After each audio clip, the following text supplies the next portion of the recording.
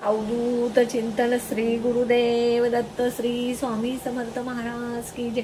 स्वामी दत्त सेवा या चॅनलवर तुम्हा सर्वांचे खूप खूप स्वागत। तुम्हा सर्वांचं आरोग्य उत्तमाचं राहू दे, राहिलेलं आयुष्य आरोग्यदायी जाऊ दे, तुम्हा सगळ्यांना दीर्घायुष्य मिळू द्यास मी स्वामीचरणी प्रार्थना करते आणि माझ्या व्हिडिओला सुरुवात करते। माझा व्हिडिओ शेवटपर्यंत बघत जा, स्किप न करता बघत जा, कारण त्यामुळे काय होतं, शेवटी एखादाच मी उपाय सांगितलेला असतो, तो उपाय जर तुमच्याकडून राहिला तर तुम्ही जे मी सांगितलेले उपाय केले त्याचं फळ तुम्हाला नाही मिळालं तर परत तुम्ही म्हणाल की काहीच उपयोग झाला नाही। म्हणून व्हिडिओ संपूर्ण बघत जा, व्हिडिओला जास्तीत जास्त शेअर करत जा, लाईक करत जा, कमेंट करत जा, ऑल बटनला क्लिक करत जा, त्यामुळं अजून तुमच्या संबंधितांना माझे व्हिडिओ बघायला मिळतील, उपाय सेवा तोडगे करतील। तर बघा, 25 जून मंगळवार ह्या वर्षातील 2024 मधील ही पहिली अंगारकी संकष्टी आहे। मी ह्यापूर्वी जो व्हिडिओ केलाय अंगारकी संकष्टीचा त्यात चुकून मी 21 संकष्ट्या बोलले, त्याबद्दल पहिल्यांदा तुमच्या सगळ्यांची माफी मागते। वर्षातील 12 संकष्ट्या, ह्या 12 संकष्ट्या आपल्या प्रत्येकाला करायला जमतील। गणपती बाप्पांची पूजा उपवास करायला जमेल असं नाही, कोणाच्या तर म्हणजे कोणाला सुतक येतं, कोणाला पिरियड येतात, कोण गावी जातं, काही ना काही अडचण संकष्टीच्या वेळेला कोणाला नाही कोणाला येत असते, त्यामुळे एकाच दुसरी संकष्टी आपली पूजा सेवा करायची चुकते।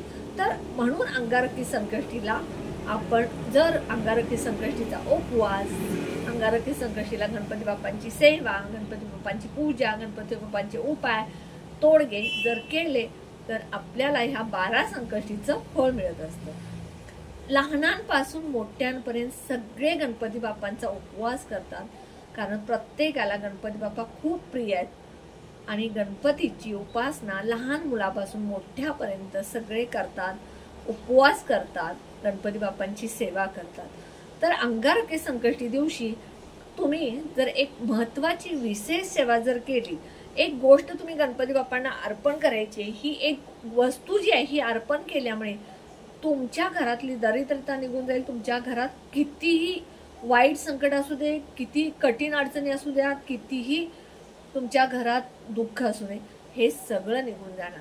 ही एक अशी वस्तू आहे, ती तुम्ही गणपती बाप्पांना मंदिरातच जाऊन अर्पण करायची आहे। तर बघा, सकाळी उठल्यानंतर आपण सगळ्यात पहिल्यांदा आपल्या घरातील स्वच्छता करायची, आंघोळ करायची आणि त्यानंतर आपण देवघरात पूजा करायची। गणपती बाप्पांची पूजा बघा, कुठलंही शुभ कार्य असलं तर सगळ्यात पहिल्यांदा गणपतीची पूजा केली जाते। गणपतीची पूजा म्हणजे कसं आहे, एखाद्या लग्न कार्यामध्ये, एखाद्या वास्तुशांतीमध्ये, एखाद्या उद्घाटन प्रसंगाच्या वेळेला सुद्धा जसं दीप प्रज्वलन करतात तसं सुपारी ही गणपती म्हणून पूजली जाते। तर आपण सकाळी उठल्यानंतर देवपूजा करत असताना अंगारकी संकष्टी दिवशी सगळ्यात पहिल्यांदा आपल्या घरातल्या गणपती बाप्पांची पूजा करायची। गणपती बाप्पांना एका ताम्हणमध्ये घ्यायचं, गरम पाण्यानं अभिषेक घालायचा, त्यानंतर दुधानं पंचामृतनं अभिषेक घालायचा, परत मूर्ती स्वच्छ धुवायची आणि जिथं तुम्ही गणपती बाप्पांची स्थापना करता त्या ठिकाणी तुम्हाला ती गणपती बाप्पांची स्थापना करायची। त्यानंतर तुम्ही गणपती बाप्पांना 21 दुर्वा, गूळ खोबरं, जास्वंदाचं फूल, 21 अखंड तांदूळ अर्पण करायचे। त्यानंतर तुम्ही तुमच्या घरामध्ये जर गणपती बाप्पांची मूर्ती नसेल, असं एकही घर नाही की गणपती बाप्पांची मूर्ती नाही, प्रत्येक घरामध्ये गणपती बाप्पा असतो आणि प्रत्येक गावामध्ये गणपतीचं मंदिर असतं। तर काय करायचं बघा, काही मुलांची लग्न होत नाहीये, किती मुलगा शिकलेला आहे, मुलग्याला खूप पगार आहे, मुलगा देखणा आहे, पण काही ना काही अडचणीमुळे त्याचं लग्न ठरत नाही। तर अशा मुला मुलींनी एक सेवा करायची, ही मी तुम्हाला सेवा सांगणार। 21 अशा वेगवेगळ्या 21 अखंड तांदळाच्या पुड्या बांधायच्या, त्याला हळद कुंकू लावायचं आणि आपल्या घरात पासून सुरू करायचं। आपल्या घरातल्या गणपतीला 21 जे अखंड तांदूळ आहेत ते अर्पण करायचे। असं 21 घरामध्ये, म्हणजे तुमच्या पाहुण्यांचे असू दे किंवा तुमच्या शेजारी संबंधिताचे मित्र मैत्रिणींचे असू, त्यांच्या घरातल्या गणपती समोर म्हणजे गणपतीच्या डोक्यावर तुम्ही अक्षदा, त्या 21 अक्षदा अर्पण करायच्या। त्यामुळं तुमच्या लग्नातले अडथळे दूर होतील। हे टाकत असताना गणपती बाप्पांच्या डोक्यावर जेव्हा तुम्ही अक्षदा टाकता त्यावेळेला तुम्ही गणपती बाप्पांना म्हणायचं, गणपती बाप्पा जसं मी तुझ्या डोक्यावरती अखंड अक्षता वाहिलेल्या आहेत तसं माझ्या डोक्यावरती चांगले जोडीदार मिळून माझ्या डोक्यावरती लवकर अक्षता पडू देत, माझं शुभ कार्य शुभ विवाह लवकर होऊ दे अशी प्रार्थना करायची. त्यानंतर बघा तुम्ही तुमच्या घरामध्ये अभिषेक घातल्यानंतर गणपती बाप्पांचं अथर्वशीर्षचं पठण करायचंय 11 वेळा. समजा तुम्हाला वाचता येत नसेल, तुम्हाला म्हणता येत नसेल तर तुम्ही 11 वेळा श्रवण करायचं. जर पिरियड असेल, सुतक असेल तर श्रवण करायला काहीच अडचण नाही, श्रवण करू शकता. 11 वेळा फलश्रुती ही 11व्या वेळा म्हणायची. 11 वेळा 10 वेळा संपूर्ण अथर्वशीर्ष म्हणायचं आणि 11व्या वेळेला संपूर्ण अथर्वशीर्ष वाचून फलश्रुती 11व्या वेळा म्हणायची. त्यानंतर बघा गणपती बाप्पांना 108 वेळा ओम गणपते नमो नमःचा मंत्र म्हणायचा. मग गणपती स्तोत्र म्हणायचं. मराठीमध्ये सुद्धा आहे आणि संस्कृतमध्ये सुद्धा आहे, दोन्ही जे आहेत गणपती स्तोत्र ते म्हणायचं. त्यानंतर बघा एक नारळ घ्यायचा, तो केशर सह असावा. एक नारळ, गूळ, खोबरं, एक जास्वंदाचं फूल आणि 21 दुर्वाची जुडी, असं म्हणजे 21 दुर्वा एकत्र करायची आणि एक जुडी बांधायची.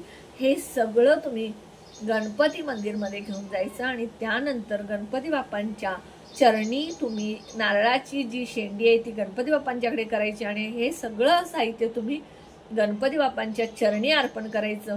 आणि तुम्ही प्रार्थना करायची की तुमच्या घरातील कितीही वाईट त्रास असू दे, संकट असू दे, वाईट कुठली गोष्ट असू दे, तुमच्या घरामध्ये प्रगती होत नसेल, तुमच्या घरामध्ये सतत वाद होत असतील, तुमच्या घरामध्ये मुलांना त्रास होत असेल, पतीला त्रास होत असेल, व्यवसाय चालत नसेल किंवा तुमच्या घरामध्ये कितीही कोणी आजारी असू दे, हे 100% तुमचं सगळं दूर होणार.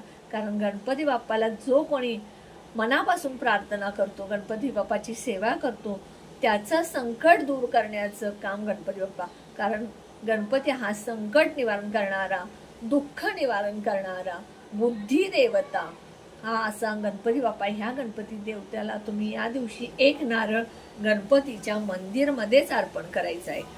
आणि तुम्ही गणपती अंगारकी संकष्टीपासून तुम्ही 11 संकष्टी, जर प्रत्येक गणपतीला म्हणजे प्रत्येक संकष्टीला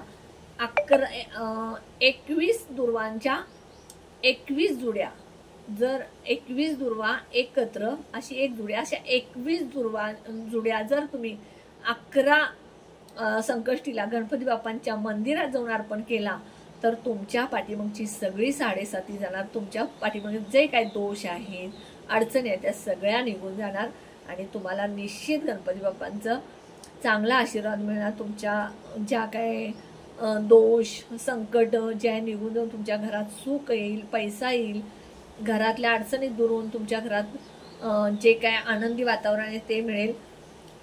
तुम्ही ज्यावेळेला गणपती बाप्पांची पूजा करता, गणपती बाप्पांचे हे अथर्वशीर्ष म्हणता, गणपती स्तोत्र म्हणता, त्यावेळेला तुम्ही एकाग्रतेने म्हणा.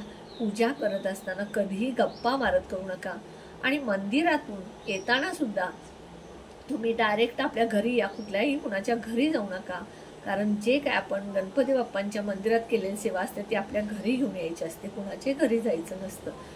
आणि ही सेवा केल्यानंतर तुम्ही तुमच्या मनातील जे काय वाईट दोष आहेत ते स्वतः काढून टाका. कारण माझं काम होईल का, गणपती बाप्पांची एवढी सेवा केल्या, गणपती बाप्पा मला फळ देतील का, अशी मनात बिलकुल शंका ठेवू नका. मनापासून ज्या सेवा करतात त्याचं फळ निश्चितच गणपती बाप्पा देतात. कुठल्याही देवाची सेवा करत असाल तर मनापासून करा, त्याचं फळ तुम्हाला मिळाल्याशिवाय राहणार नाही. गणपती बाप्पा हे बुद्धीचे दैवत, संकट निवारण करणारे, दुःख निवारण करणारे हे दैवत आहेत. अंगारकी संकष्टीला मी सांगितलेला उपाय तुम्ही नक्की करा. एक नारळ गणपती बाप्पांच्या चरणी अर्पण करा, तुम्हाला नक्कीच त्याचं फळ मिळेल. माझा व्हिडिओ जर तुम्हाला आवडला असल्यास जास्तीत जास्त शेअर करा. मित्र असू देत, मैत्रिणी असू देत, नातेवाईक, शेजारी, संबंधित, प्रत्येकाला कोणाला नाही कोणाच्या घरामध्ये अडचण असते. तर ही अडचण दूर होण्यासाठी जर हा माझा व्हिडिओ त्यांना उपयोगी पडला तर पहिला तुम्हाला आशीर्वाद मिळेल. कारण कोण बोलून आशीर्वाद न देता त्यांचा आत्मा आशीर्वाद देणं फार महत्त्वाचं असतं. म्हणून नेहमी दुसऱ्याचं चांगलं चिंता, तुमचं चांगलं होईल. दुसऱ्याचं वाईट चिंतला तर महाराज तुमचं वाईट करायला कमी करणार नाहीत आणि नेहमी सगळ्यांशी चांगलं राहा, चांगलं चिंता. तुमच्या घरातील नेहमी पॉझिटिव्ह बोला. काम प्रत्येक झालेलं आहे असं बोला, होणार आहे, होईल का असं कधीच बोलू नका.